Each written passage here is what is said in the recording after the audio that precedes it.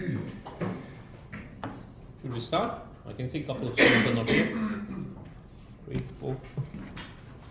Let's go back to this concept and try to think whether you're really following what's meant by present worth factor. And recap about how you can use that to estimate what are the other things that you can estimate.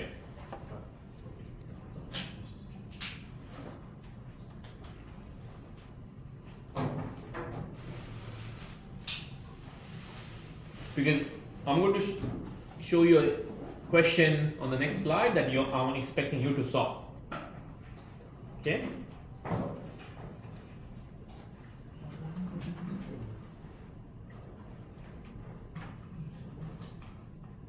Everyone is clear with the concept? So let's go and try to solve this question. So I'll give you some time to think and solve.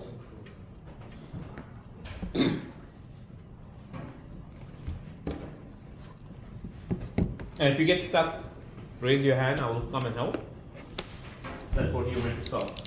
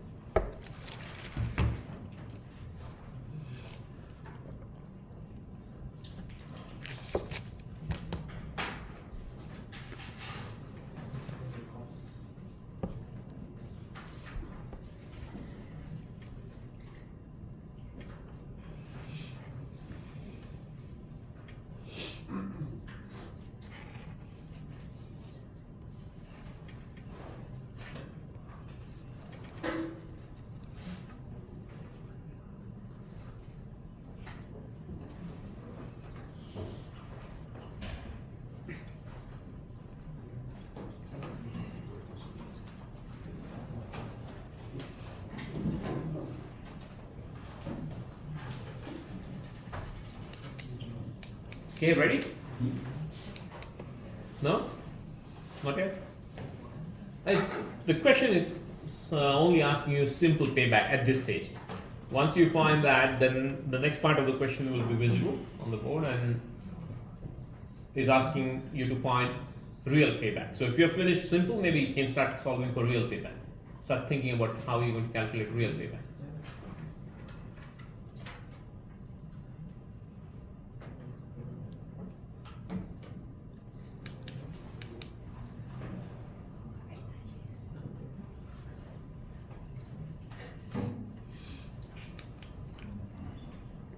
So how much will be your savings? How much money are you going to save every year?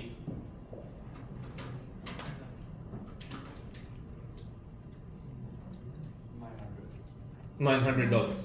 How do you get that? You have got 6,000 kilowatt hours of electricity that will be basically supplied now by solar PV. And it costs 15 cents every kilowatt hours. So that gives you $900 of savings. And the capital cost is $4,000 or $4,400. So the simple payback will be cost of the system divided by the savings. Simple as that, 4.88 years or approximately 5 years. That's simple payback. Now the next step is real payback. So that big equation which you had on the previous page, you're meant to use that and solve for n. And so what I shown here, written here earlier. We have got simple payback.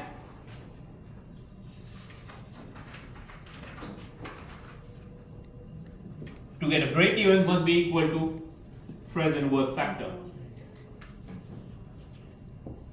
which is a function of discount, inflation, and number of years. The question is, what is number of years? Discount, inflation will be given. So let me just go next slide. Yeah. So if the discount was 10% and inflation was 4%, so if discount was 10%, which is 0.1, and inflation was 4%, 0.04, how much is the real payback? So you already got that, that's $900. And now you've got this big equation, 1 plus d to the power divided by all of that. So PWF, you've got the equation for PWF. You write that equation for PWF here and solve for n. That's the only unknown in that equation. Now, for that you will need an Excel or one of the smart calculators where you can solve for it, right? Because there's a power term. Because n is to the power, it's not simple to manually solve such an equation. Now, another way to solve these equations or solve for the real payback, there are tables already, because that equation is a standard equation for different n values, for different d values, for different g values. The other terms will vary. For different discounts, different inflations, you can have different n's. So tables have already been formed by finance people, economists, and we can just refer to the table. So we can read the value from the table, or you can solve for the equation. So I've already said that part. Okay. Oh, so not 900. Sorry, my bad. What have I done? Should be. It should be 4,400. The simple payback is not 900. Someone should have corrected me. That should be 4.88. I think maybe that's why you got confused. You was looking at me with 4.88. Okay.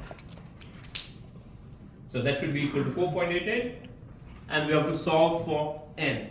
Now I'm going to show you a table which is, it's not a very high resolution. Sorry, I've got this from the back of an old book I have. Like internet, if you just Google for PWF tables, present worth factor tables, you should be able to get very nice tables. Now, how are these tables from? Using that big equation. How do you read it? So for discount rate of 10%, in there these are inflation rates. Okay, so how much was our discount? 10%. What's our inflation? 4%. And what these numbers given there, these are present worth factor numbers. So 4% inflation, and this table is for 10% discount. What we need to find is 4.88. Do we have a 4.88 in between those two numbers?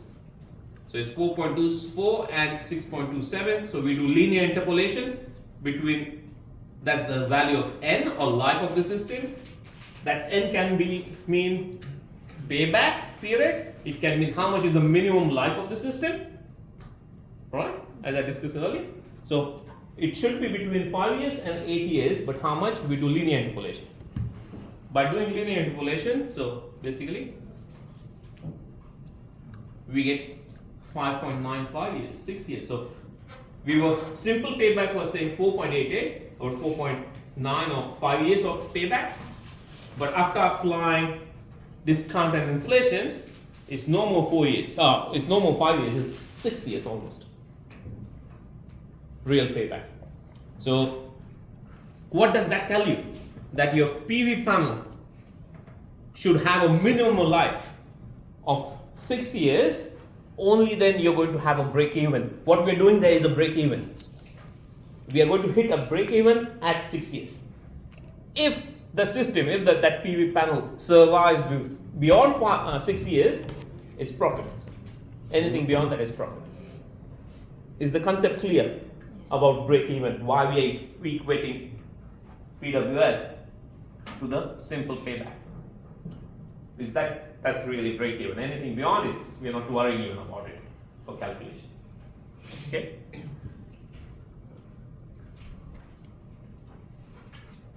Any doubts? Any questions? No? We're going to solve now some simple problems, but then I'm going to solve a very complicated problem. Not me, you're going to solve it. Yeah, ready everyone?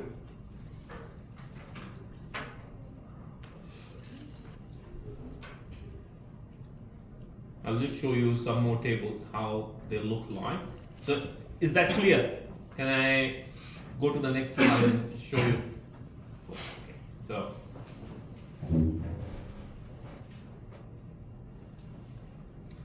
so tables, they look like this. They will have a table for 0% discount, 5% discount, 8% discount. Now, these are again back of the book. Hence, I don't have in between increments in there. It was just an academic textbook. If you Google, you'll get 5.1% discount, 5.2% discount, and all of that stuff. You don't even need that, because if you use an Excel, use that big equation, put it in Excel, and this is something what I want you to do. Either when you go home today or tomorrow we can do this. So everyone is going to have their laptops tomorrow with you. Right? We'll have that written up in an Excel. Okay. Now, if I'm asking a question like this in the exam, in the last assessment, I will be providing you with the tables. And tables will be given for very specific question-related discount values. Maybe the question says 5% discount, I will give you 3 tables. 0, 5, and 8. Right? And then you should know what to read and where to read. If the discount was 5%, you go to that table. 8%, go to that table. How do you read your inflation? Which one of these values? Let's look at the 8% table. Where is inflation given there? Is it the second row, third row, fifth row, or the first row? First row is the inflation. And what are the numbers inside? What are these numbers? Yes.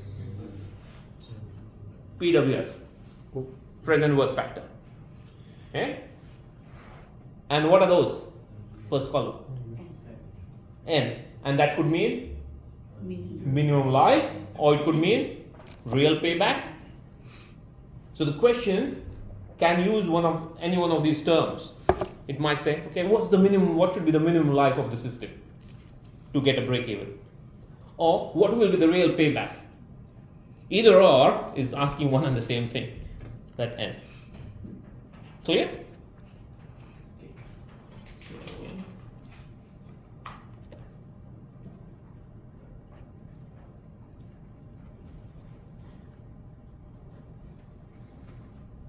Let's go through some of the questions. So what I have here is a summary of all the equations. Take a picture of this, which is all the equations together, just single page.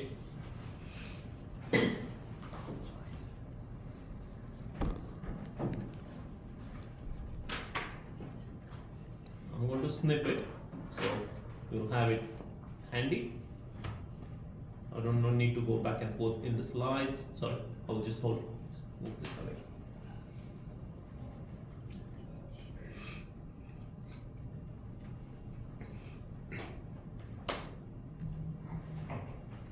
Done, everyone? Yeah. Okay. So let's start with this question and solve it. Go ahead.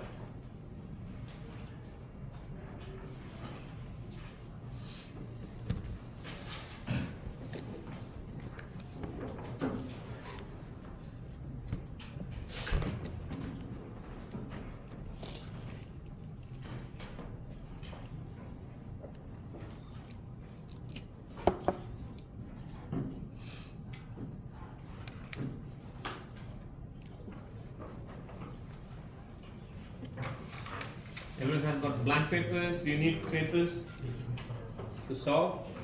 No?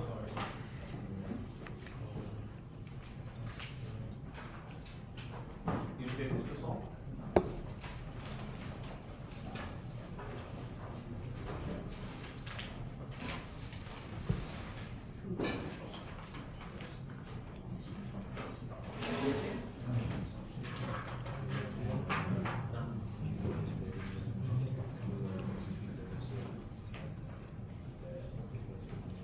Just solve it.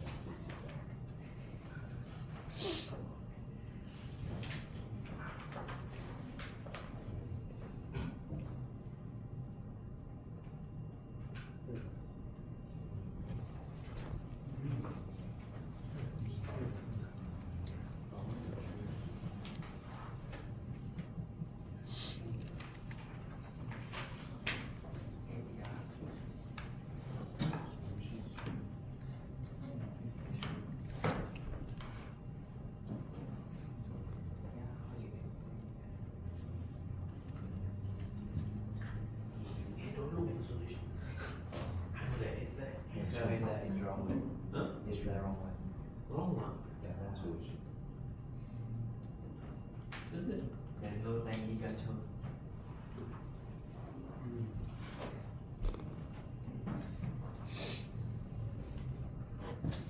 Can you scroll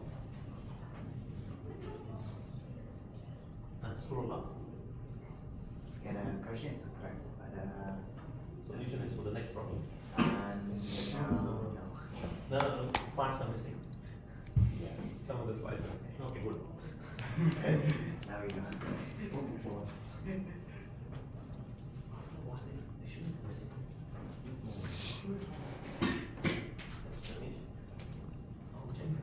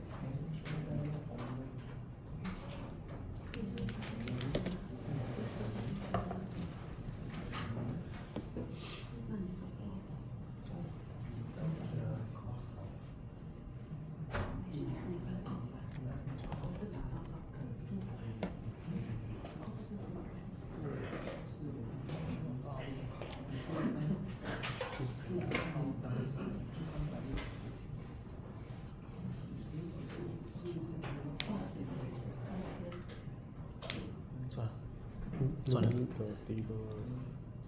Table. Oh, 这个 formula 不是 This one can just apply everywhere.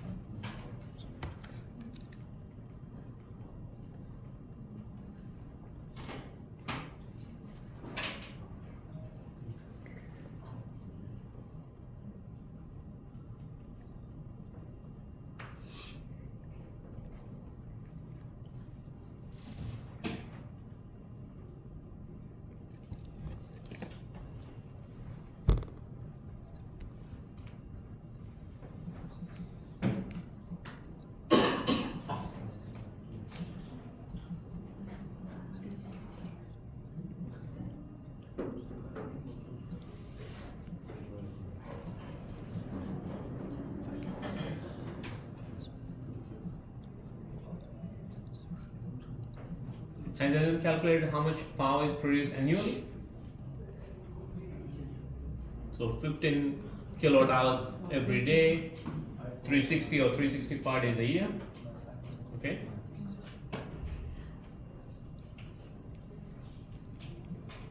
No? No idea. How much is the annual energy or power production? 5475, yeah. Kilowatts every year. And how much is the cost of the fuel? Half of it. 50. No, sorry. Yeah. $2. So, but it's every half a liter every kilowatt hour. So it's dollar per. Yeah, $15. Okay. So that's same.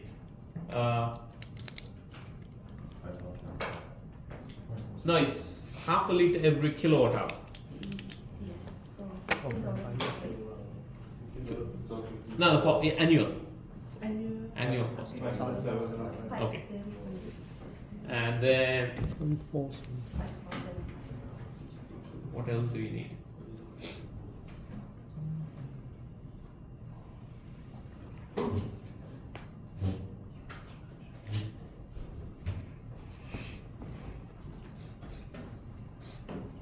And then you need to calculate the present value. Now I'm just letting you think how you're going to calculate that. So after 1 year, how much at the end of first year, how much will be the cost? Or can you tell me which equation are you going to use? I'll just show you the equation and then. Oops.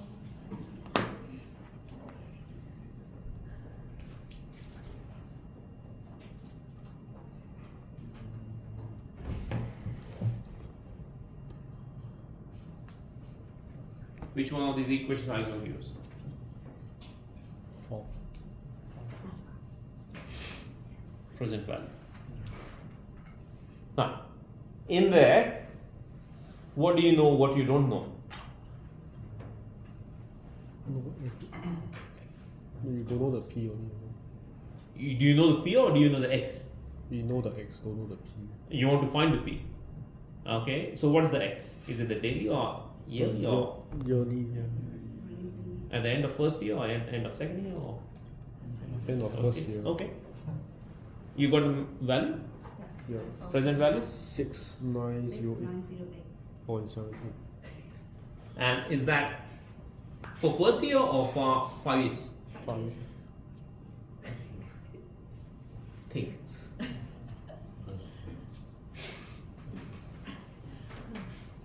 For the first year for 5 year course. Hmm?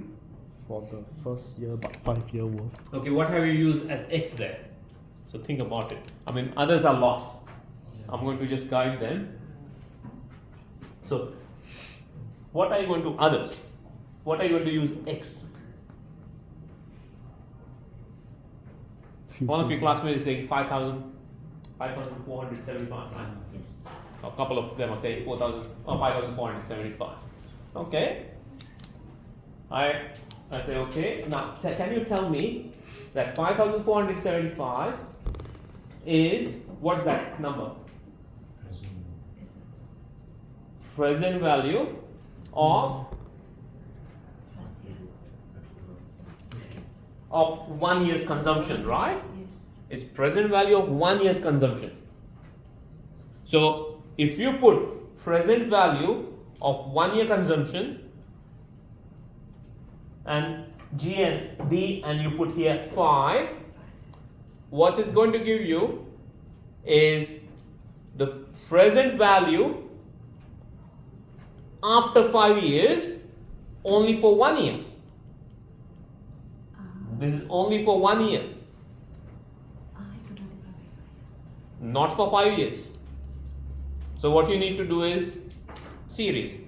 So first year, like at end of 1 year, this value is only for 365 days. It's not 365 times 5. You have to do a cumulative sum. So that 6,000 whatever number you gave me, it was for only one of the years, whichever n value you have used there. So you have to calculate for every year, the present value for every year, and you change n from 1, 2, 3, 4. So sum of when n is 1, 2, 3, 4, 5, and that will give you the total. Make sense? So what I want you to do is make a table. Say first year. Let's make a table. Let's start adding it up. So we can say year 1, year 2, and so on. Okay. So year 1, 2, 3, 4, 5, and let me call that as n. That will make it a lot easier for you. Okay. So when n is 1, tell me what is p. When n is 1, give me a value for p. Let me just write here sum.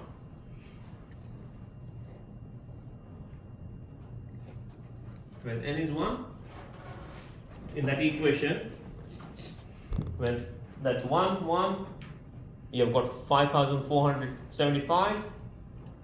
G was how much? I forgot. Whatever the inflation rate was and whatever was the discount rate. Inflation was 10% and discount was 5%.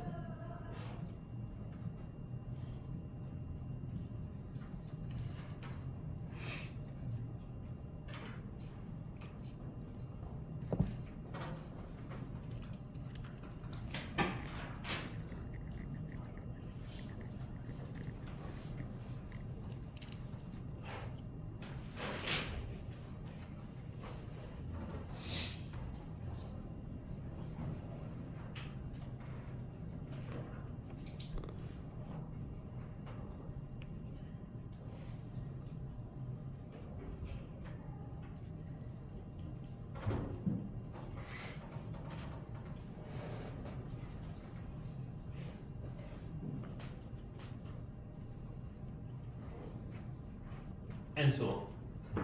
Make sense?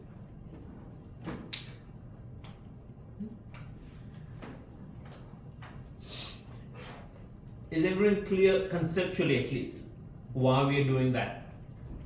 Because that's only worth 1 year. It's only going to give you 1 year cost. So maybe just to save a little bit of time, what I will show you.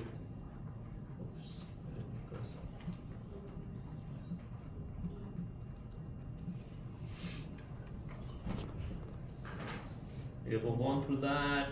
So the cost of fuel is that much.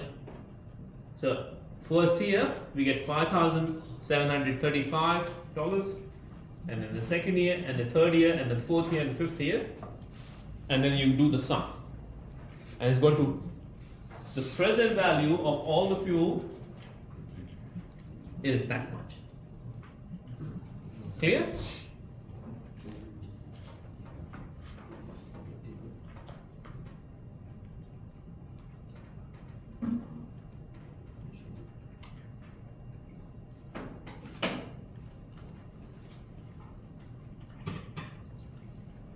So that term n in here is not really summing anything up. What it's only doing is your inflation and discount is adding up, summing up, but not the actual value. So you need to add a sum, which is basically what we have done here. Is that clear? Everyone? No doubts? If you have doubts, please feel free to ask. I know, I mean, economics can be a little bit overwhelming sometimes for engineers, but maths side of things is not difficult for us. I mean, accounting maths is very simple compared to the maths that we do. Right? We have gone through very complex maths. Have you done vibration, mechanical vibration? Yeah? That was fun, right? Fun mathematics. So, and this is simple maths. It's a simple equation. It's not that complicated. But so Yeah. instead of doing it one by one, we can just do the big equation, right? That's it. The one that you showed us. So, you mean that? Yeah. No, that's the present work factor now. Then you type multiply by the 5475 Yeah. and you get the value. That's it. You have to multiply it. Oh yeah. So, that's not going to give you the actual value, but you have to use that and multiply. So it's just easier to do that and multiply by 475. That's it. You could do that. And we did that when I was explaining you it just before the break. Yeah. Okay. So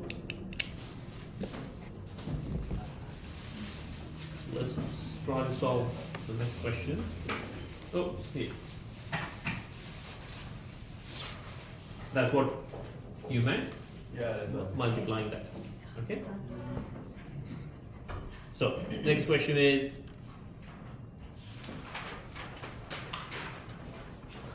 the question 3 or not? Hold on.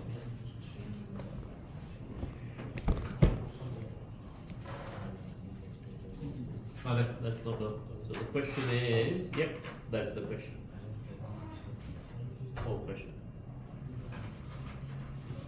I think everyone can calculate simple payback straight away now. Simple payback is clear, right? Cost, total cost, capital cost divided by whatever savings we're going to make.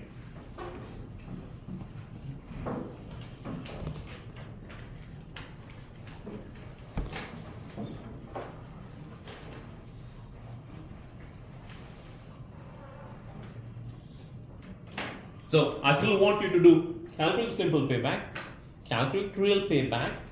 Now, what we are going to ignore for life cycle analysis is we are going to ignore the salvage value because we don't know. We are going to ignore any maintenance or any other incidental costs for now. And what I want you to do once you have done those calculations in the life cycle analysis, think about what numbers you get and give me your opinion as an engineer, your judgment. It's going to be a simple judgment, whether it's worth spending the money or not, whether it's worth supporting this idea or not. So imagine you are in the manager position and I'm the junior engineer, I'm coming up to you with this project and you say, okay or reject, kind of.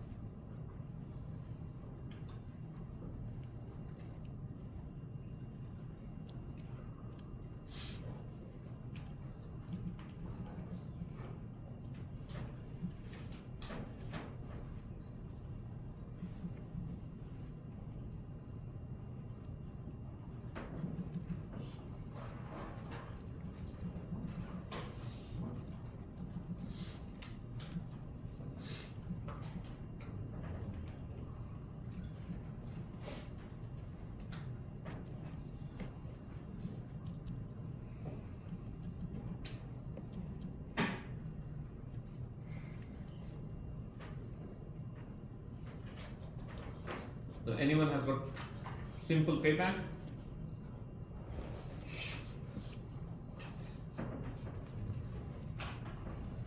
Or at least how much is the annual energy? So we have got given 10 gigajoules of, so the system is expected to produce about 10 gigajoules of heat every year. So converting 10 gigajoules to kilowatt hours.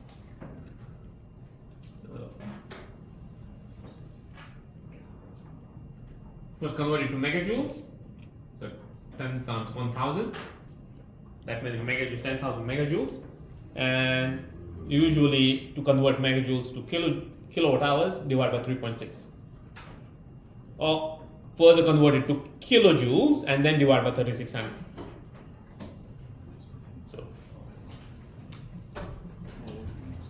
So about 2,777 kilowatt hours. So if 2,777 kilowatt hours at 3.9 cents per kilowatt hour, that's your savings, about $108 of savings.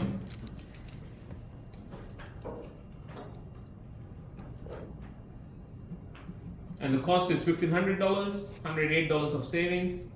That will give you the simple payback of about 13.85 years. Is everyone up to that? So the simple payback is about 13.85 years. Okay. Now, finding real payback after that.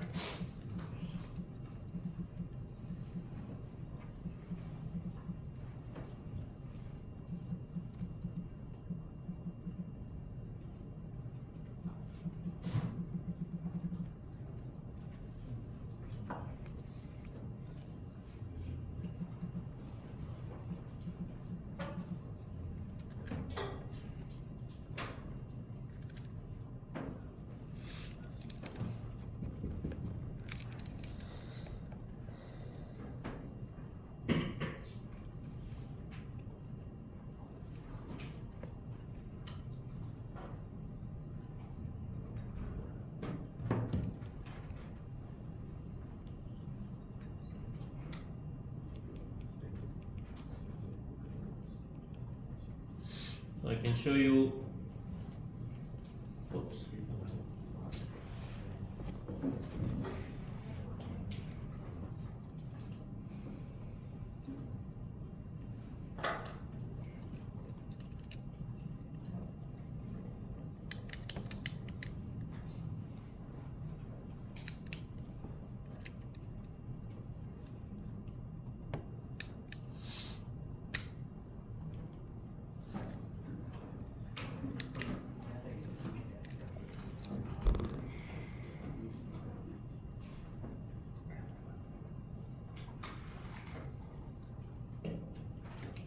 So we had 12% discount rate, and how much was the 10%? Okay, 12 and 10.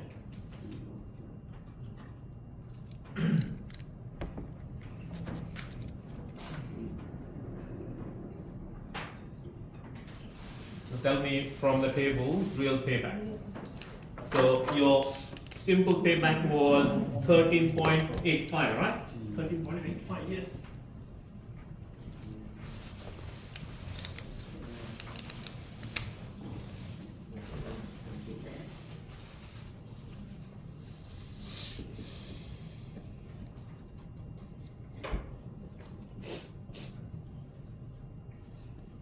.85 equals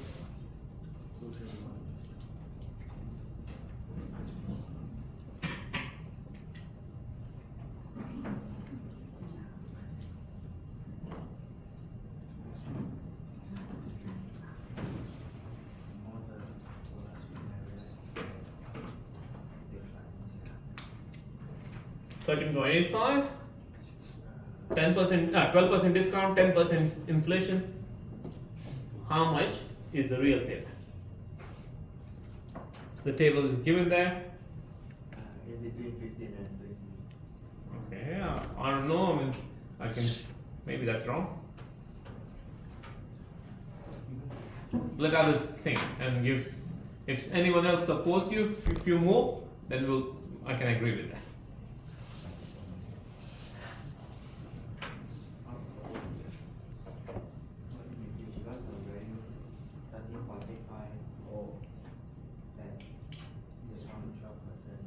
Maybe after you finish your eating, can you explain to the whole class how you got it? Continue eating. Fine. Who gave you that suggestion? Continue eating. Okay, he needs to explain.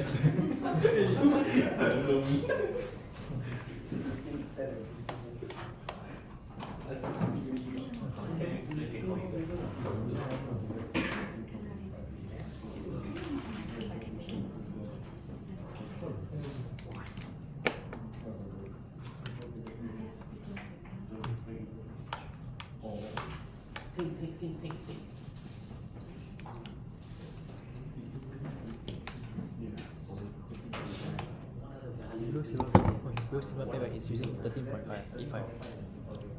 The real simple payback. Actually, I don't know. I know it's simple payback. Yeah, simple payback is 80. The real payback and just RB. Real payback is, I think it's this one. I don't understand also. Need to use the simple payback is 10 to find the Which is corresponding here. Yeah, I think this one need to times like some don't understand.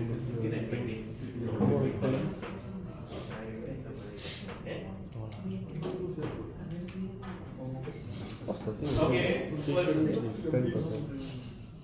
So these values in here, what are these? These are PWF, present worth factor, right? And to get a break even, we equate present worth factor with the real payback. So which in turn means our present worth factor is 13.85. Discount rate of 12, inflation of 10, we need to find in that column 13.85. It's in between those two numbers, 13.03 and 16.64. The corresponding year is 15 and 20 years. You do linear interpolation between them to find your real payback. Okay? Is that clear to everyone? to find your real end, is it? Yes.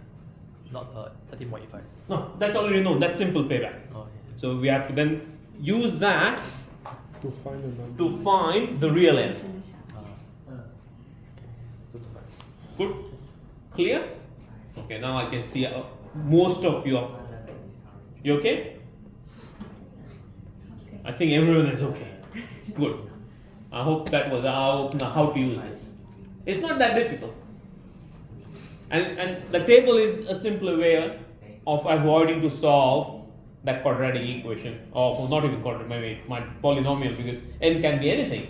Doesn't need, in this case, n is like unknown. So to solve that, how are you going to solve that equation manually?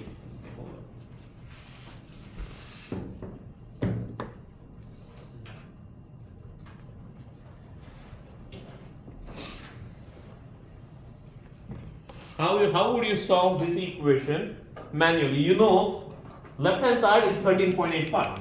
That left hand side, 13.85 equals, you know G, you know D, N is unknown. How would you solve that manually?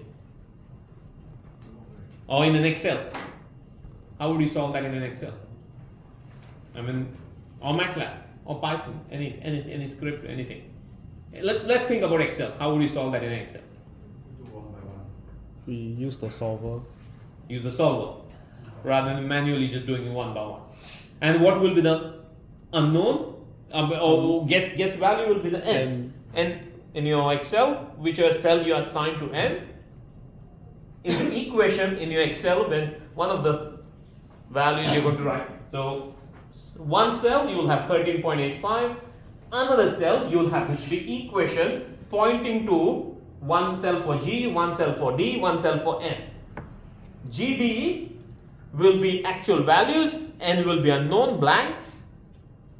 And in your solver, you're going to say, make this 13.85 equal to the equation by changing N.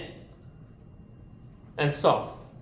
A lot of time in Excel, the way Excel works, if you leave the cell empty, sometimes what happens, it picks up whatever random memory record is in that cell on the hard drive.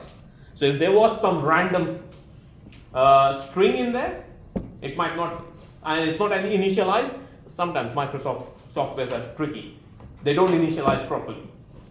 Then the solver will say, no solution found. Because Excel is not that smart enough. So what you do, in that empty cell, you just add some number, some real number, and then make it solve, and then it will solve it for you. Okay? Whereas MATLAB, it will solve it. It's a little smarter. Because then it flushes all the memory before it runs every time. It flushes all the memory. Going down. Okay? Is that clear? Okay. Now Yeah, this next is from really- okay, you haven't done though. You have to still do the life cycle. So tell me what's the number you get. I'm getting 16 after doing that linear interpolation. I'm getting 16 years. I'm getting 16 years. Linear interpolation is closer to, you see, 20 is 16.64. We are getting 13.85 closer to that. So I'm getting 16 years of life, 16.1 year of life, or real payback. So, going back to the question, okay? Going back to the question, so the real payback is going to take 16.1 years to pay. If we invest this money, it's going to take 16 years, 16.1 year to get all the money back. So, for first 16 years, there's no profit. You're the boss. Your junior engineer come to you with a proposal. What are you going to do? Are you going to approve, disapprove? Although I'm your staff member, you still need to justify me because now I'm your teacher. I'm in both the roles. Okay? And you're the engineer who needs to make a decision. Senior engineer. Tell me, each one of you, what do you think? What's your opinion? Life cycle analysis. Will you give an approval for such a project? First thing, what do you need to consider? Break even? Yeah, okay. Compare that break even to? Okay, the life of the system. How much is the life of the system? 20 years. 20 years. Okay, so is your payback before the life ends? 16. Okay. Okay. Now you start thinking. Tell me, what decision are you going to? It's only 4 years of the life. How will you make such a decision? Because as an engineer, you have to make these kind of senior engineers, right? I don't know where you work right now. Any one of you make any decisions at your workplace? These kind of high-end decisions that can make or break things. You might be making some decisions at your workplace. Now start thinking about making more responsible because you would be held accountable for. You're giving approval. I mean, that's $1,500. It's not a lot. But let's say if it was $15 million worth of project. Okay? $15 million or $150 million, you're the one, your take can approve it, make company lots of profit, or bankrupt the company and you go jobless. How would you make such a decision? What other things are you going to consider? Maintenance. Okay, good. How much is going to cost? Operating costs? Operating costs, okay. We haven't considered those things here. What else are you thinking? Salvaging costs. I don't know. Okay, salvage. Inflation is there. But then maybe you're thinking about any fluctuations in inflation and discount rates. So how would you adjust these?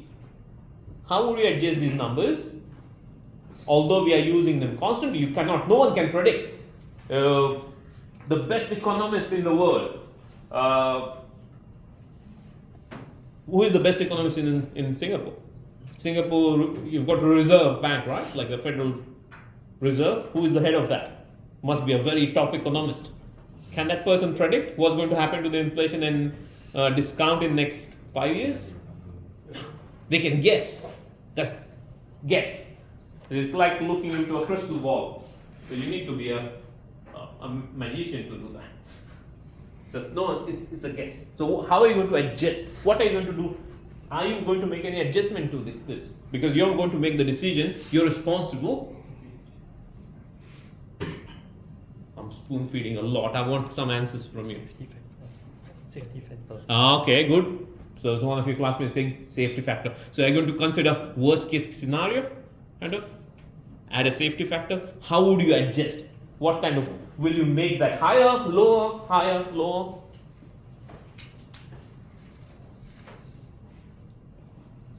Will you increase the inflation or decrease the inflation? Or will you increase the discount or decrease the discount? Okay, increase the discount, right? You said or decrease, I couldn't hear. Yeah, he said. Increase. Yeah, he said increase. Increase, yes, good. Increase the discount.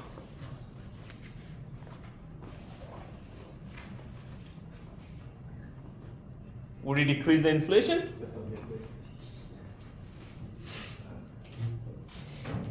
And what will that make? If you increase the discount, decrease the inflation, will you increase your profit margin or will you decrease your profit margin? Decrease.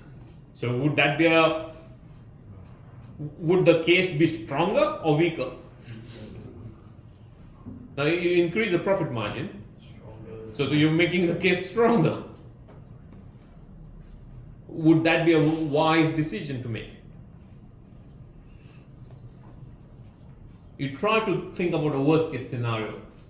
Worst case scenario, what will happen? So you try to minimize the profit margin and say worst possible thing that can happen, and then you make a decision based on the worst case scenario. I mean, worst case scenario will be no, you just don't sign off.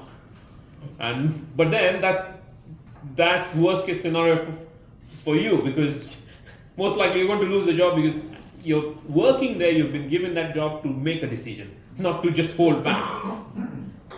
That will be like a bureaucrat. Just hold back. Government servant not doing anything.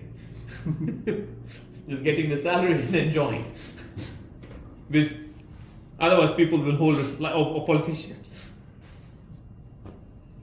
So we don't need to make a decision now, but what I wanted you to do is get that experience of thinking you will have to make those kind of decisions, and it's not simple.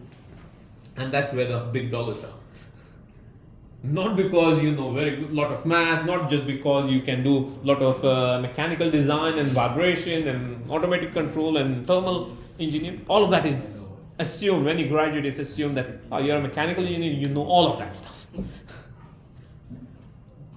That certificate you get, you know all of that stuff. Now, how well can you make real life decisions? That will put you to the higher positions. Okay, cool. So let's look at the next question.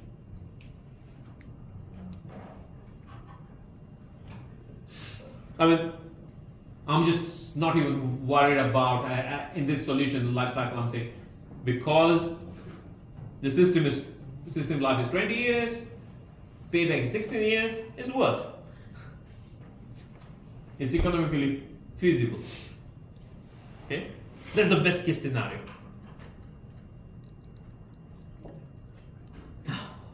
Think about this question.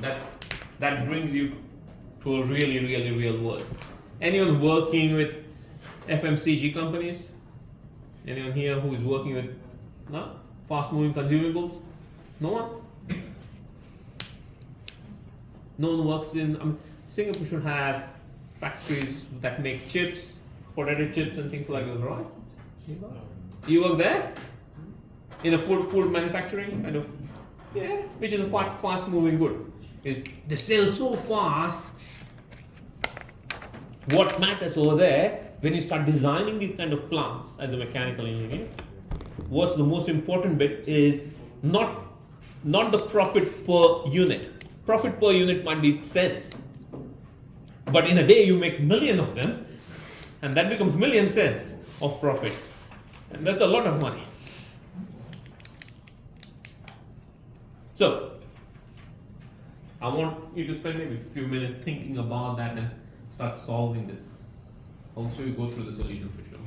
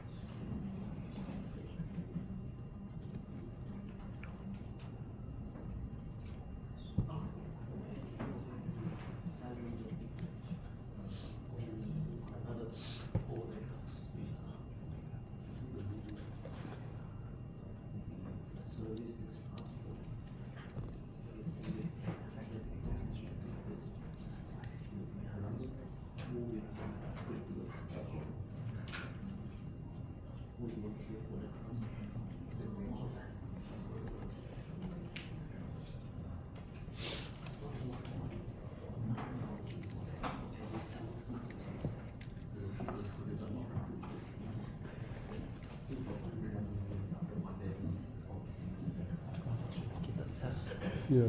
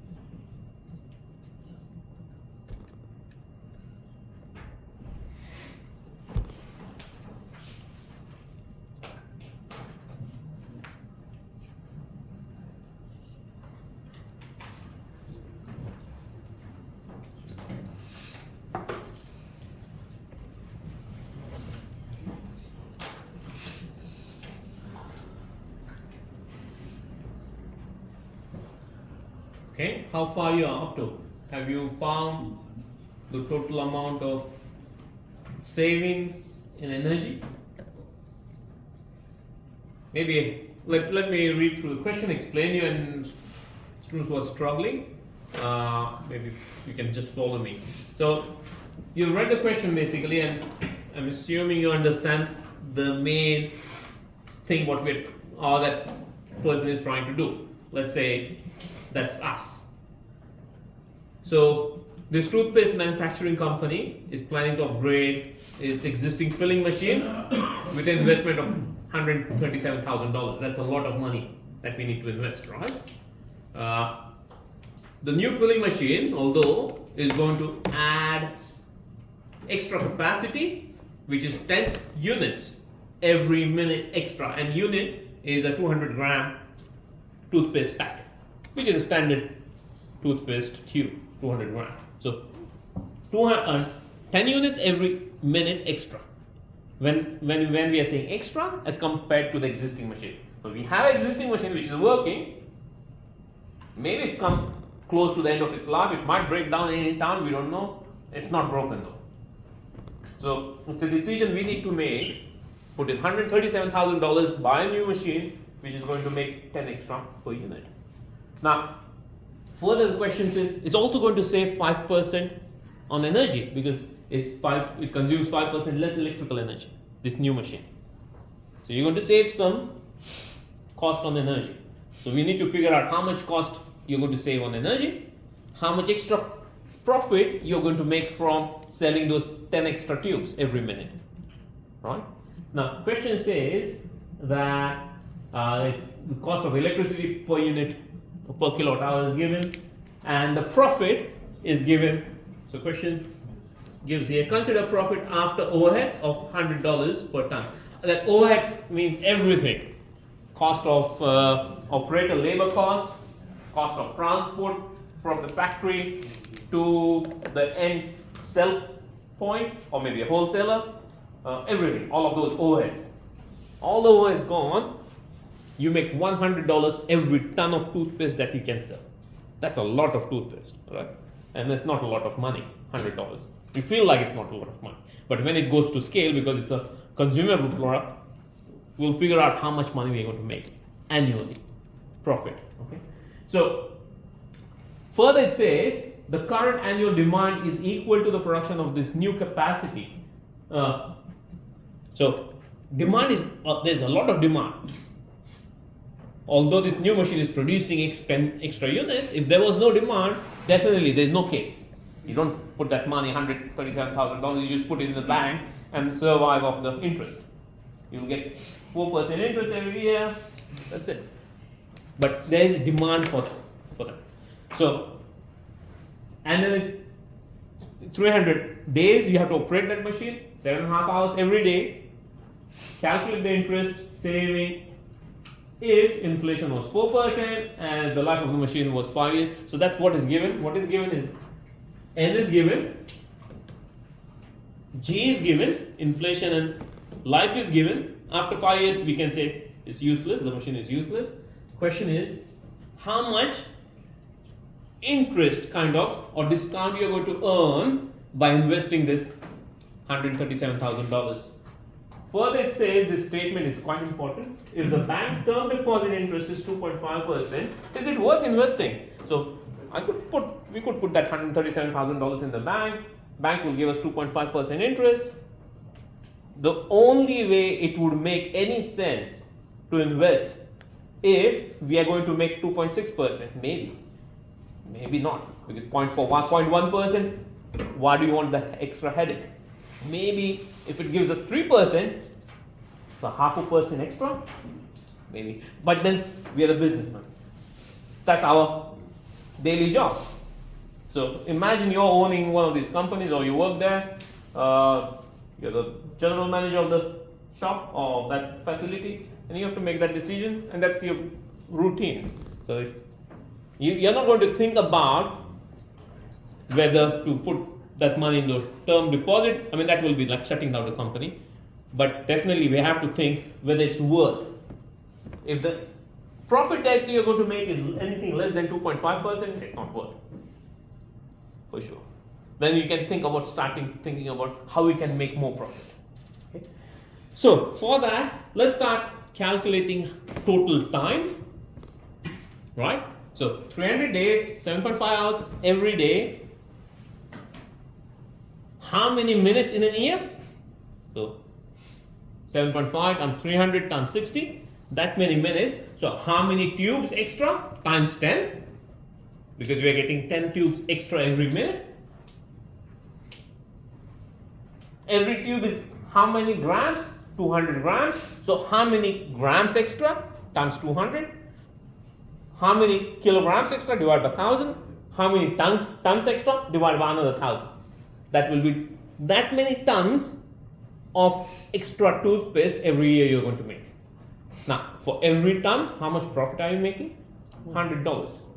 So multiply that with $100 will give you that many dollars of extra income every year. After the overheads, after all the expenses are gone, this is pure profit. In addition to that, you're going to save some money by reduction in your energy bill. 5% less energy bill. So that's also profit, kind of, because you're not paying, you're not spending anything. Saved is a profit. Without doing any calculation, without looking at the solution online, can you guess how many dollars would be annual profit? 33,000 per year. $23,000? $33,000, you think? Any estimates? Guess? For $137,000, $33,000, that's not bad. That's good amount of money if that answer is right. So let's go through the calculation quickly, but you get the concept, right? So these are given things. Energy savings will be, we are only saving 5% less, so 5% of 23 kilowatt hours per hour, because that was the consumption of the original machine. That's the consumption of the original machine. Our new machine is 5% less. So we save 1.15 kilowatt hours every hour of operation. How many hours of operation? We have 2,250 hours of operation in a year. So cost of energy saved, about $388 every year. That's not a lot for $137,000, but that's only energy savings. Okay, let's look at how much extra toothpaste we are going to make and profit from the extra toothpaste. So extended profits on the sale of the extra toothpaste. So the extended capacity is 10 units per minute. So that's 2 kilograms per unit. Per minute. Because every unit is 200 grams. Everyone with me up to that? And so annually, 270 tons per year. So that's about $27,000 per year. So you are reasonably close, 30-ish thousand, right? And then the total savings will be extended profit plus any savings on the energy, which is about $27,388 of total savings. Okay. Is that clear up to that point? So now the discount rate. What we need to do, although the savings are that many, is it worth? Okay. So you know that equation, which is basically that equation. What I've done, I've multiplied, instead of simple payback, I've written that simple payback as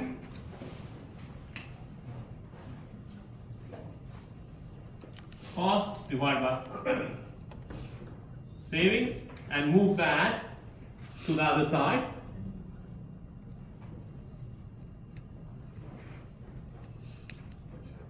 So that cost is the investment.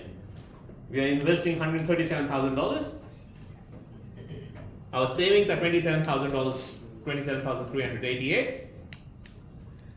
Present worth factor is a function of D, G, and N. We already know N is 5 years life of the machine. It might run longer than 5 years. It might still operate, but that's the life of the machine given by the manufacturer. There's no guarantee after that. There's no salvation cost. Question is, because no one will buy such a machine. You're the only toothpaste manufacturer in that city or in that country, maybe. So there's no salvation value. So you have to find out how much is the value of D.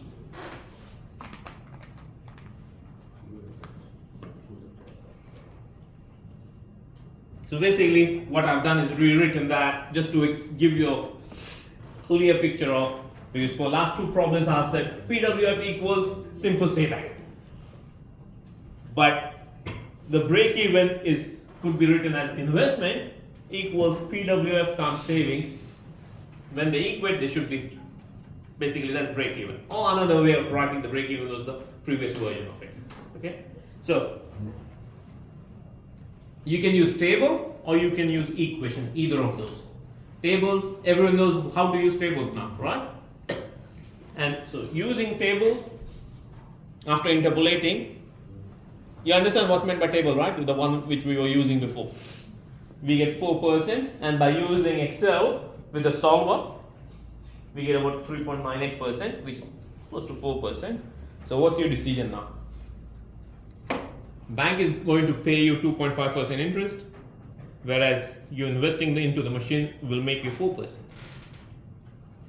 equivalent of money. Will you go for a machine or just wrap everything up, put a lock on the factory, and go on a holiday in Caribbean? Somewhere in the tropics, which is basically in Singapore. Go on holidays in Singapore. No? What are you going to do? Buy the machine. Buy the machine. Okay, good. Buy the machine. It's going to be worth, definitely. And look for any other ways of making more profit. Without cheating. I mean, without cheating. Okay, I wanted to bring that with ethics, engineering ethics. That's one of the things. So, as an engineer, every one of us, I think it's mandatory, right, in Singapore as well. Once you graduate, you have to register yourself with, or no? No. don't think so. Oh, I think that's for professional engineering. Professional engineers. Yeah, no, but in Melbourne now, everyone needs to register, even me. Oh, It's like a pharmacist or a doctor. Engineering. They have to register. I will get a license, annual That means license. if you sign, And they can track you. then If you we are can caught do in engineering. any smallest ethical misconduct, license is gone. You can't practice. Teaching is a practice. So I think it will happen everywhere around the world. Because the trend started from, I think it was 6 years back, Volkswagen. What happened with at Volkswagen? You know what's happened with the emission scandal, or it was called emission gate. What they did, one of the teams, engineering teams, was kind of forced by the senior management to fake the emissions for their diesel engines. And the wrong thing, what they did, that team, they came under pressure and basically they said, yes, okay, we'll do it because my boss says so. They knew that was wrong. And they still continued. Now, what would you do if you were put in such a position? Your boss is saying, you must do it. No choice. But verbally they're saying this to you. What are you going to do? And you know it's wrong. It's unethical. And you might be worried that, if I don't do this, I might lose my job. Ask the boss to sign. So Yeah, ask things in writing. Give that to me in writing, yeah, I'll do it. Although I know and then reply back to them saying, this is unethical. This is not right. Bring the boss down. I mean, and if that person is ready to take that risk, basically, because then then you're not doing anything unethical because you've been forced. Now, the problem with that engineering team has been that they don't have any proof that their boss did that. Even if I would say going beyond that, what I would try to do, I would try to convince my boss that how it is wrong, what they're trying to make us do. Try your best without having a conflict. And that's where the people skill comes into play. Be upfront, give the proof, like evidence, say this is what is going to happen, this is what is going to happen, and this will be a disaster. I mean, for example, if someone you're working for a marine company and whatever your decisions or actions you're making is going to destroy the marine life, that's not good. I mean, the company might make millions of dollars of profit, but at what? At an expense of the environment? I mean, your generation should not really think of. I mean, you're already brought up in a period where you've seen so many natural disasters happening around the world. Maybe Singapore has an experience, but the weather is getting so unpredictable here as well, right?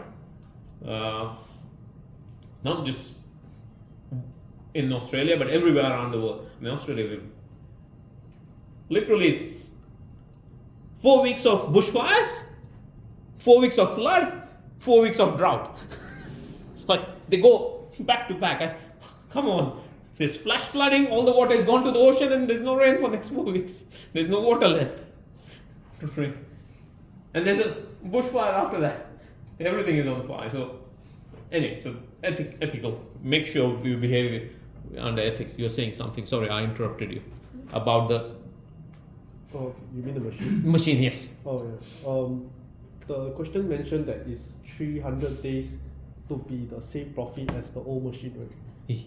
Yeah, so if you operate like 365 days, there will be more profits. So another 65 days to make more profit. Rest. But those, I mean, I don't know whether if you work on the weekend on Saturday, Sundays here, do you need to pay extra? Oh, laptop is running low on battery. I don't have a charger. I have got a charger, but I don't have the converter. Anyone has got a Surface? Microsoft Surface now? Okay, anyway. Type C. Okay, Type C, but then I might lose anyway. That's okay. Mine is not Type C. So it's justifiable. Now, what we can do now, I can help you with your assignment. We have got some more time. Although I might lose some battery, if I can borrow that, I've got a USB session. Oh, okay, sure. I can charge it up for a few minutes. But I don't think it. I've got a USB. Oh, okay. But I don't think it's enough power. You can try. I think it should be enough just for give me 5 or 10 minutes of.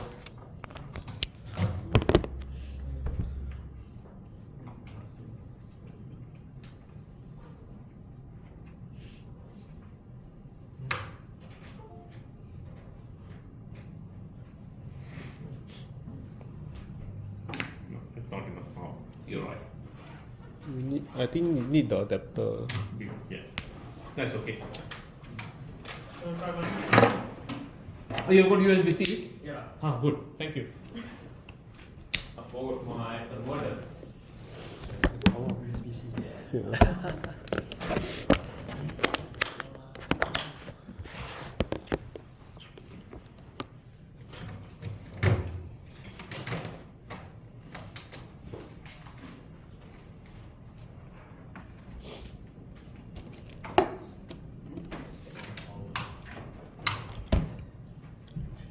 Yeah, it's charging maybe in 2 or 3 minutes.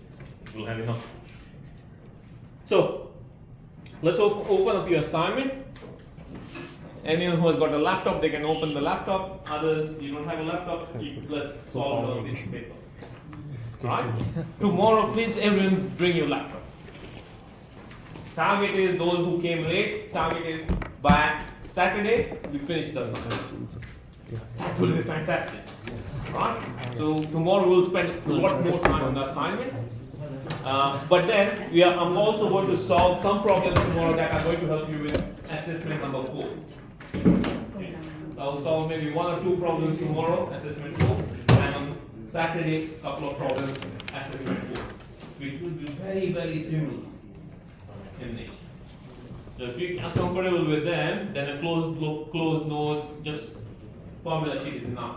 I'm very sure you can get a distinction or even high distinction in that system. Okay. So, assignment, any specific questions if you have? Otherwise, what I want you to do is, those who have the laptop, download that Excel, demand supply, put your student number, copy whatever data you get into a new Excel, and we start building it. Others, I can help. So actually we also can request Yeah. Where is it? Not applying yet. Applying some applying some jobs now. Okay. No, Tomorrow, Same field. different. Commerce is write an email. good idea. That's what I thought. Is it in this building? Oh, you know. Yeah. Is it different? Yeah. What's the price?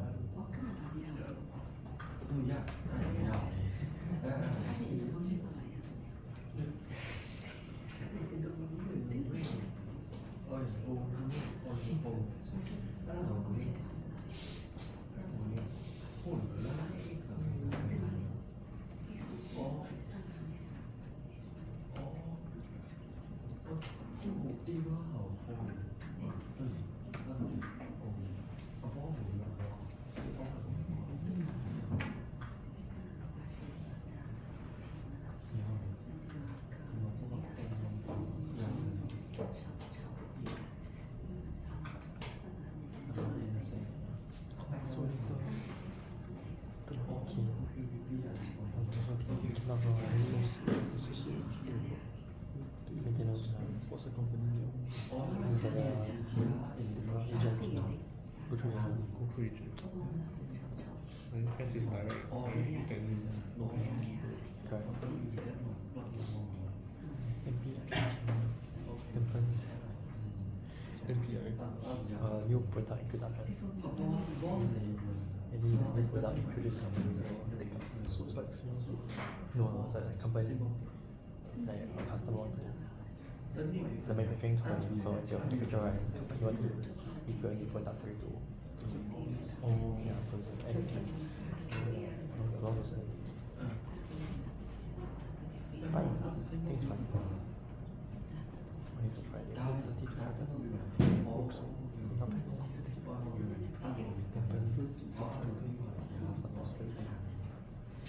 Very far. Far from Far from you. They stay in my cousin's house. Leave there and they come home. No, no, computer. Oh, your phone. In 3 hours.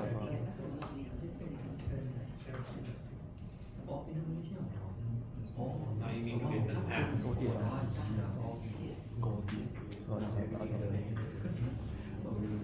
clinical. Validation.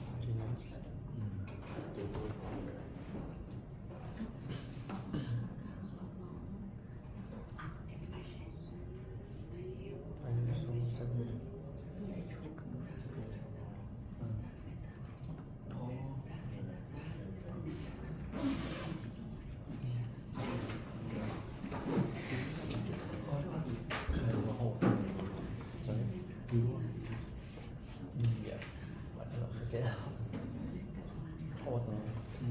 Hot water is the Q1. The Q goes on.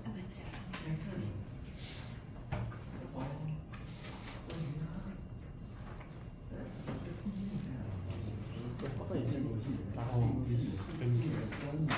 Yeah, so that means 20 minus 85 minus 90. So 5 minus 20, then times this times the CT.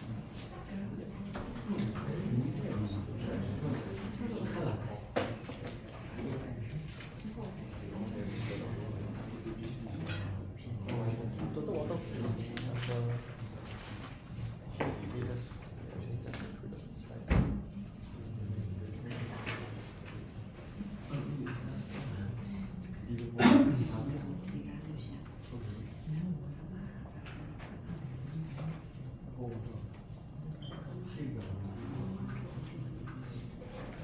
Finally, right? Still got free time KWT. So that means that one is a Q. But what's the difference? Oh, This is Q, so this is a Q. So you have Q.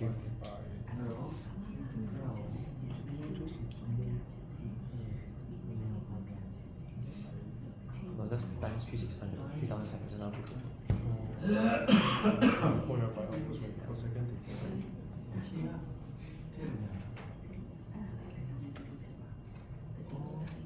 再过买现在多少个人？I think I did until question 3. But we have different 3 one.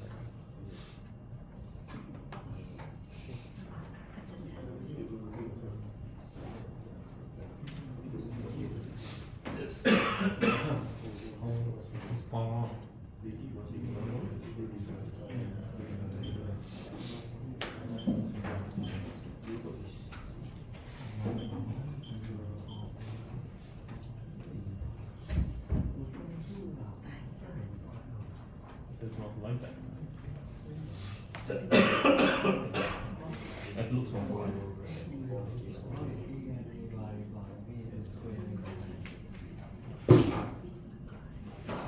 So let me try what total fitting demand like.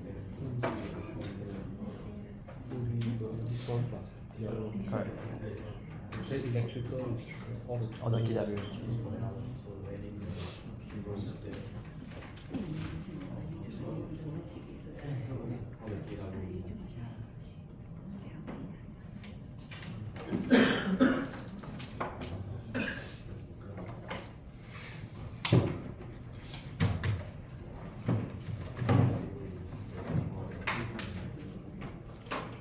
Oh, how it works.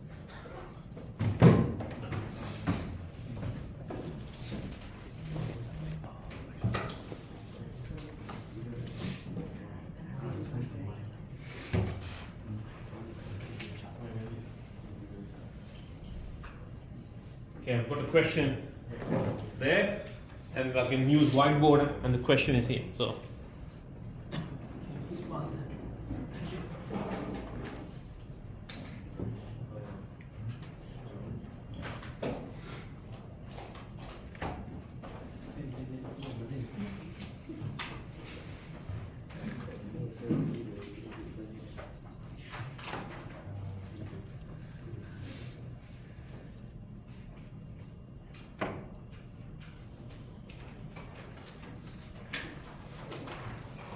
yeah, I'll directly go there.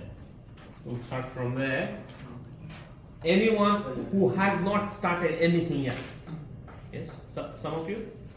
So then, let's start with question number 1, which is determine total electrical power demand for every hour in the Excel. Okay? The Excel that you have should give you every hour what are the electrical demand for different systems. Okay? So you just add them up. It's simple as that. There's nothing complicated in there. Can you read out the title? Anyone who has got an Excel open? What is the column titles? So processes really Yeah, and what are those processes? You've got you've got base load, base demand, base electrical demand, then you've got raw salt washing, that's the thermal energy requirement, then you've got drying in kilowatts, that's electrical energy, and then you've got burning of organic material, that's electrical energy, and then you've got extraction, that's hot water, thermal energy, and you've got filtration, vacuum, again electrical energy. So what you need to do is filtration, all the electrical terms, add them together, and create a single column at the end, which is the total electrical. Okay? In the Excel, open the Excel, create total electrical. Do that now, everyone. Then another column, total mass, total hot water that you need, which is hot water needed for those two processes. Add them up. Please start doing that. Those who haven't started that. Once you do that, then within the electrical, find the peak. What's the maximum in there? Okay. Let me see if I can connect my laptop again and maybe just help you.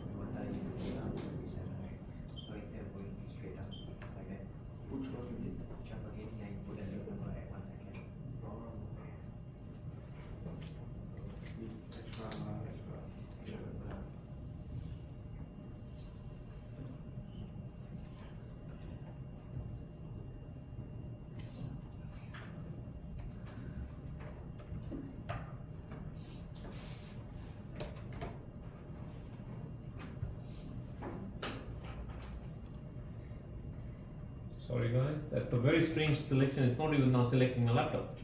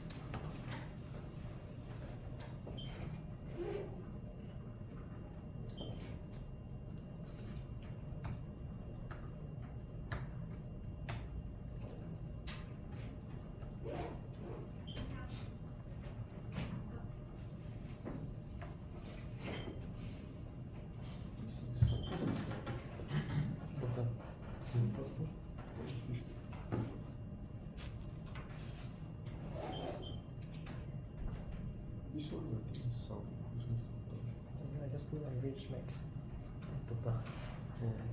For my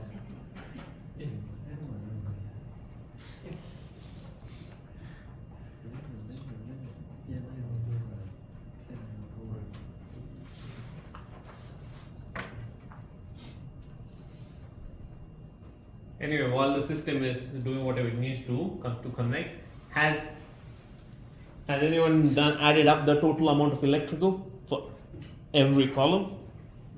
Yeah? Now, can you tell me what's the peak that you get from that? 18 You get 15 point, that's for your student number, right? 18.24. Okay, but that's for your student number. Yeah. Okay, 18.24. What? Any one of you? I think maybe he's done it next to you. What's your peak? Highest consumption. Yeah, electrical. Electrical. Highest electrical is how much? So as filtration and vacuum drying, that's 48. Oh no, the sum of all of them. Sum all them, yeah. Yeah, 14. Sum of all. Yes. Electrical only. You've done it? No. You did not open mine it. is 18.25. You see number? Mine is 86. The last two digits. The last second and the last one. Equal to But it's yes. The question is still going last. Every row. Add every row. All the electrical. Not only the electrical. Only the electrical. Yeah, same. Add all KWs. Yes. Mine is Add all KWs. last second. Can you Last select second. that? I'll read it once you read it. Maybe write down the notes somewhere. We will do that already. Yeah, close up. I think the range is about 18. It's between 18 to 19. You got the number? Anyone got the number? Total? 15. That's the peak. Okay. So, two examples I'm going to use 15.15 and 18.24. Okay. Now, look at the catalog. There's another PDF provided, diesel engine catalog, diesel generator catalog. If you open that catalog and look at the second column, first column is the model number, second column is the capacity, Sorry, just now you're talking about total electrical power. total electrical power. Mine is 1985. That's the peak. Yes. Okay. So yours is 19, 18 and 15. Three examples. Now if you look at the catalog, the first row or the first model is 12 kilowatt capacity. That's the peak electrical power that generator can supply. So will that model be suitable for any one of you? No, because it's only going to produce 12. Now, the next one is 14, I think. Is it 14? Anyone can open the catalog, please? Yeah, 14. Will 14 be suitable for any one of you? No. The next one is 16. Will it be suitable for any one of you? Maybe. Let's say maybe for now, because it's 15.15. For now, yes, because electrically, yes, fine, but thermally, we don't know yet. So that's a suitable candidate for you. For two of you, not. Then let's go to the next one, 18. Is 18 good for you? No. Yours is 18.1, right? You said? 0.2. 18.2? 24. 24. Now, there's a small script given underneath that table catalog. What does it say? Does it say anything?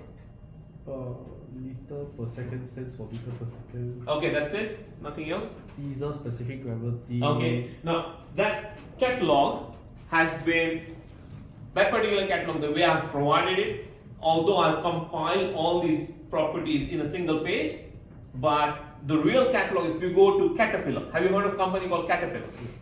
So if you go to Google, Caterpillar 12 kilowatt diesel generator, you'll find a catalog. Tomorrow I will show you a real catalog from Caterpillar. All the information they provide, what they say, they recommend rule of thumb in the catalog. You can operate a 12 kilowatt generator for more than 12 kilowatt but 10%. You can go 10% above 12 kilowatts. So you can do it for operated at 13.2 kilowatts. But there's a clause. Then you have to read down the catalog. It's like a 4-page catalog, and it says not more than 1 hour every 12 hours.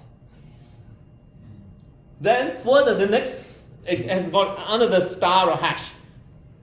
Further, not more than 40 hours in a year. So if all those conditions match or meet, only then you can go overload. Now in your case, you need 1 hour every day extra, right? About 100% load, and you need it for 365 days. So it's definitely going to go more than 40 hours of operation. So definitely not good for you, that 18. For you, it's not good anyway. So let's look at 20. The only reason I went through that was because students might think, it's only 1 kilowatt, 0.1 kilowatt extra. I can still select this model. You cannot. You should not. There's some conditions on it. So can you use the 20 kilowatt model? Yes. Maybe. When I say yes, for him as well I said maybe. Because electrically suitable, thermally we don't know. Now what I want you to do next is, you have added the electrical together, now you add the total hot water flow rate. So there are 2 columns for hot water. Kilograms per minute, right? We don't have 20 here. Huh? We don't have 20. 21. That is 20. 21, yes. So no, if there's no 20, I don't remember those. So 21 can count, yes. So now if you add the flow rate, have you got the peak flow rate? Mass flow rate? Yes? Question. Yes.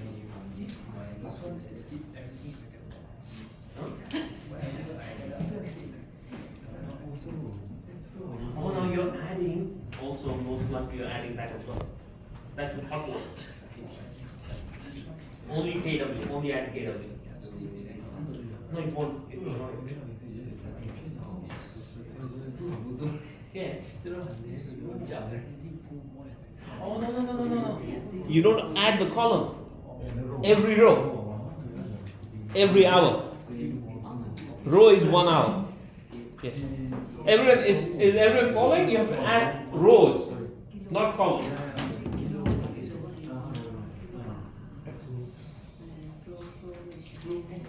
So, can you tell me mass flow rate? And then once you have this mass flow rate, total m dot in kilograms per minute, Is that one the total or average? or total for, so you've got 2 columns, you just add A, B, this. Just keep adding. Oh, Yeah? That is an average value, yeah. but it's an hourly average. A is an average hourly, B is an average hourly, B, but it's kilograms per minute. What you're doing is sum of the averages. You're not averaging it, you're just adding sum. And some of the hours, there's nothing. So there's A1, B1, there's maybe blank, B2, A3, a blank. You still make sure that plus that. In the Excel, that plus that. And that's basically 0, it's empty cell. So you don't make any mistake. Once you have that flow rate, you convert first to kilograms per second. You can convert that to kilograms per second. Easy, divide by 60. Then you convert that to thermal energy. So you convert that to Q dot. And that's what I was explaining earlier, which will be M dot Cp 85 minus 20. That will give you in kilowatts. Thermal. Kilowatt of thermal energy. KWT. T is for thermal. And electrical, KWE. You can just for yourself distinguish. Then what we need to do beyond that is, you see, for every hour, let's say look at your 15 point, how much you said? 1.5. So that is the peak. For the first hour, how much is it? Now you don't remember. Well, let's go to him. 18.2. 18.24. That's the peak. What's the first hour electrical total?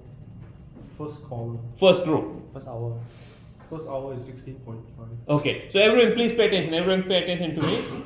Now one of your classmates has got a peak of 18.2. He's selecting generator which is 21, model number with 21 kilowatts, but his first hour, first row is 16 point something. Okay, so you've got he's selected a 21 kilowatt capacity generator. So the generator can produce 21 kilowatts at 100% load. In the morning when he starts the factory, he only needs in the first hour 16 kilowatts. Now, do you know how the diesel generators they operate? It's like an engine. You press the accelerator, engine gives more power. You release the accelerator, engine gives less power. Kind of. It can load and unload itself.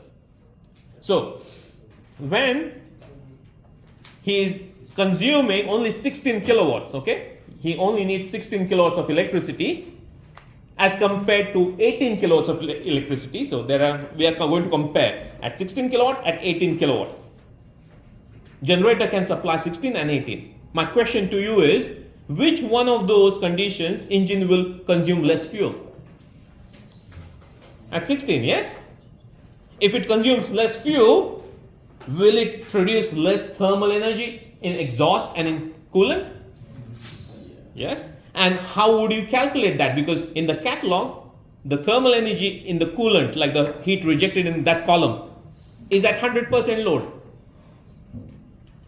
It's at 21 kilowatts capacity, not at 16 kilowatt capacity. So what you need to do is linear interpolation. Basically, you have to relative. What is given as at 21 kilowatt electrical, fuel consumption is such and such.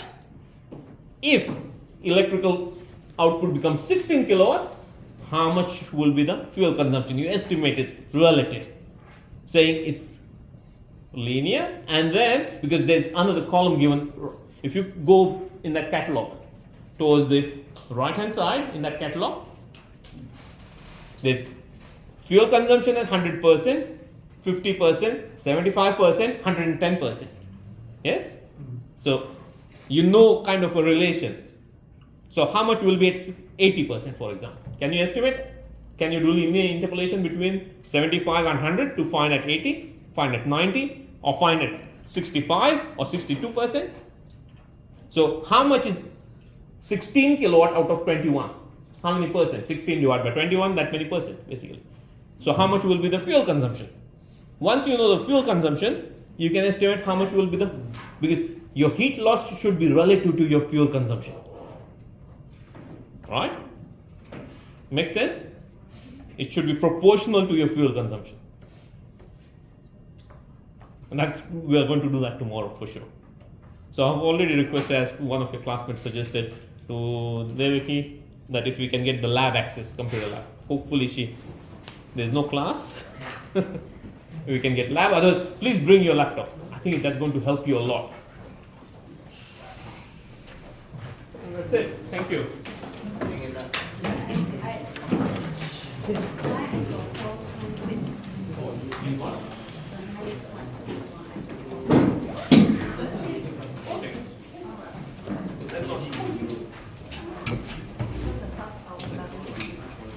And then maybe another hour and another hour.